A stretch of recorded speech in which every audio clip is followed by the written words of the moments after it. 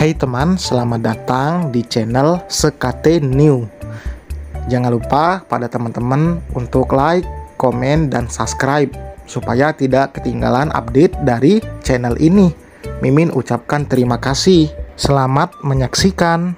CEO Angku bab 59. Penasaran dengan kelanjutannya? Langsung saja kita mulai. Hanin duduk di tepi ranjang menunggu Bian keluar kamar mandi. Mereka bersiap untuk pergi ke rumah Mami Safa. Bian bahkan meliburkan dirinya sendiri khusus untuk hari ini. Dari raut wajahnya, Hanin terlihat lesu, seolah tidak ada semangat hidup.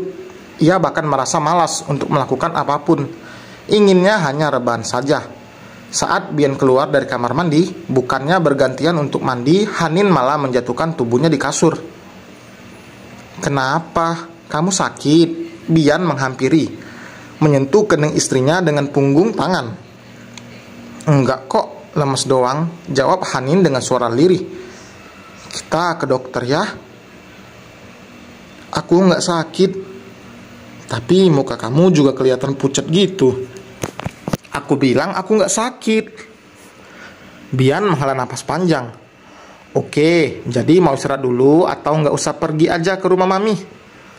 "Mami pasti marahin aku kalau bawa kamu yang lagi Ia menghentikan ucapannya.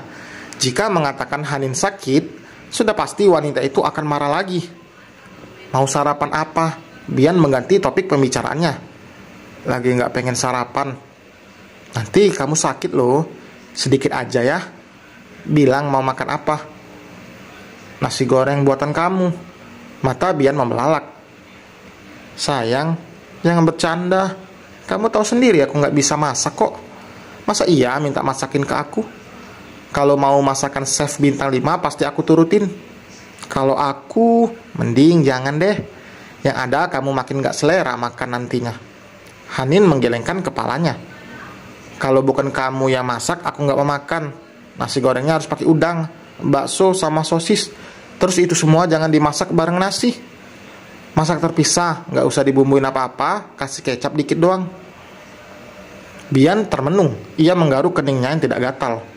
Melihat sikap Hanin yang jelas, ia merasa aneh. Tapi soal Hanin yang mudah lelah, memang wanita itu beberapa kali mengatakan pada Bian, namun selalu menolak saat diajak untuk memeriksakan diri ke dokter. Tapi belum sempat Bian menyelesaikan perkataannya, Hanin langsung bangkit. "Aku mau mandi dulu, kamu masak ya." Ia menghadiahi kecupan di pipi sang suami sebelum melangkah pelan ke kamar mandi. "Kalau dikasihnya lebih dari itu, disuruh masak apapun, gue mau aja," gumam Bian sambil mengelus pipinya yang tadi sudah diberikan sarapan oleh mulut Hanin. Tidak mau nanti Hanin marah, ia gegas menuju ke dapur mencari resep masakan. Sebenarnya tidak perlu, tapi karena Bian benar-benar tidak bisa memasak, ia harus mengikuti resep. Beruntung ia memiliki stok bumbu halus yang memang sebelumnya sudah dibuat oleh Hanin, jadi tinggal pakai saja. Sengaja Bian membuat nasi goreng setengah porsi karena ia sudah bisa menebak akhirnya tidak akan termakan. Daripada banyak terbuang, lebih baik membuatnya sedikit saja. Lelaki itu memulai dengan menumis bumbu halus, memasukkannya 1 sendok ke atas wajan yang sudah diberi minyaknya. Minyak yang dituangkannya bahkan terlalu banyak, tapi yang diketahui Bian, padahal ia sudah mengikuti resep. Saking takut masakannya gosong, ia bahkan menyetel api dengan api yang kecil, tapi itu membuatnya sangat kesal karena belum bisa mencium wangi bumbu yang menguar. Karena dalam resep disebutkan tunggu sampai matang atau saat wanginya sudah tercium. Kalau gini caranya, kapan matengnya? Mana tangan gue pegel lagi. Kalau beli di luar, Hanin pasti tahu. Daripada dia kecewa karena kemauannya ditolak, mending berjuanglah, meskipun hasilnya jelas sia-sia. Bian bergumam sambil memandang wajah di depannya. Setelah itu, masukkan topping sesuai selera. Ia membaca kelanjutannya. Tapi Hanin mau toppingnya dipisah. Nasi gorengnya tambahin telur aja kali ya. Bian mengambil inisiatif sendiri dan mengambil telur dari dalam kulkas, menatapnya sambil berpikir cara memecahkannya. Ia tidak pernah melakukannya sendiri, tapi jika melihat orang memecahkan telur, jelas pernah. Masa iya macain telur harus gue cari juga di internet? Udahlah, nggak usah pakai. Ia menaruh kembali telur ke dalam kulkas dan memasukkan nasi ke wajan, lalu mengaduknya sebelum masukkan bumbu yang tertulis di resep. Merasa nasi gorengnya sudah matang, Bian langsung mematikan kompor, memindahkan nasi goreng buatannya ke dalam piring tanpa mencobanya lebih dulu. Ia yang membuatnya saja tidak berani untuk mencoba. Memang dasar Abian. Habis itu toppingnya apa katanya? Bian terlihat berpikir mengingat apa yang dikatakan Hanin tadi. Udang, bakso, sama sosis. Perasaan masih ada udang tadi malam deh. Bian membuka lemari makanan dan melihat udang goreng tepung yang tadi malam dibuat oleh Hanin. Karena tidak ingin ribet, ia memasukkan itu saja untuk campuran bakso dan sosis yang bahkan tidak dipotong-potong lebih dulu. Bian kembali kebingungan saat akan memasukkan minyak ke dalam wajan yang baru. Ini minyaknya dikit apa banyak ya? Tapi apa bedanya minyaknya dikit atau banyak? Sama-sama diminyakin kan? Lagian minyaknya juga nggak dimakan. Bian menuangkan minyak hingga mengisi seperempat wajan dan langsung memasukkan udang dan bakso, juga sosis secara bersamaan. Kok nggak bunyi ya?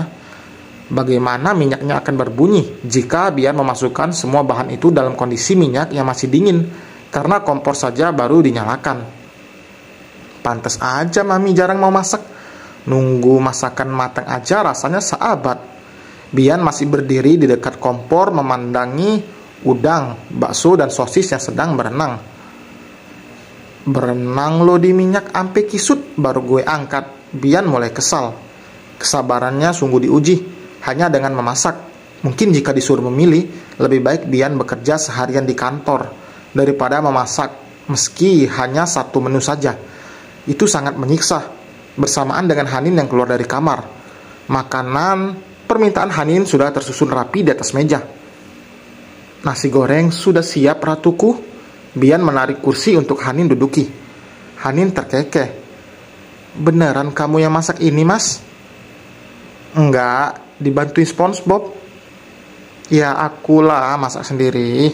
Demi kamu, apapun bisa aku lakuin. Ayo cobain. Bian menyodorkan sendok pada Hanin. Meski penampakan nasi goreng itu meyakinkan, tapi rasanya belum tentu. Hanin malah memilih untuk mencomot bakso di piring satunya. Ini minyaknya banyak banget. Iyalah, orang aku kasih berenang di minyak. Kening Hanin berkerut. Pakai minyak banyak ya? Iya. Lain kali kalau masak ini ditumis aja, pakai minyak sedikit. Bian mengedikkan pundaknya. Nggak ada lain kali. Cukup sekarang aja aku mau masakin buat kamu. Mata Hanin langsung berkaca-kaca. Jadi kamu nggak cinta sama aku? Lah, apa hubungannya nggak mau masak sama nggak cinta? Bukannya menjawab, tangis Hanin malah pecah. Ya udah, iya, aku mau masakin kamu kapanpun kamu mau. Oke? Jadi jangan nangis lagi. Hanin mengangguk dan memasukkan bakso yang tak dipotong itu ke dalam mulutnya. Ia sama sekali tidak protes, padahal udang yang dimasak Bian pun hanya dihangatkan. Karena itu udang tadi malam. Aku kenyang. Hanin beranjak untuk mencuci tangannya. Sedangkan Bian menatap nasi goreng buatannya yang sama sekali tidak disentuh. Terus ini nasi gorengnya? Buat kamu aja. Bian meringis, padahal itu nasi goreng buatannya sendiri, tapi enggan untuk mencicipi barang seujung sendok pun. Bukannya kamu yang mau?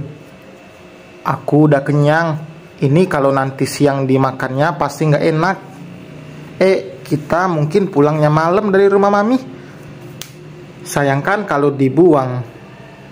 Hanin menyodorkan piring itu ke hadapan Bian. Aku belum lapar. Mata Hanin menyipit menatap Bian. Bohong banget.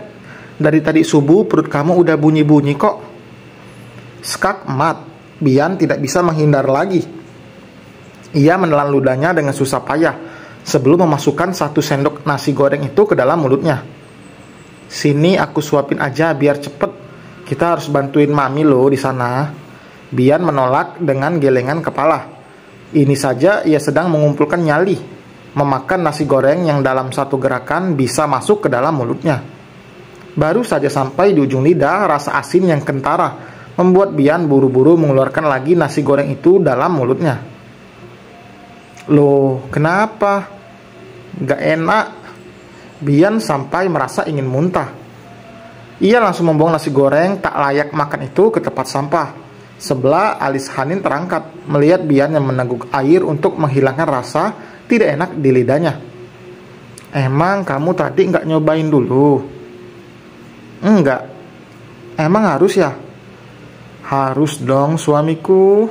Namanya masakan itu harus dikoreksi rasanya sebelum dihidangkan.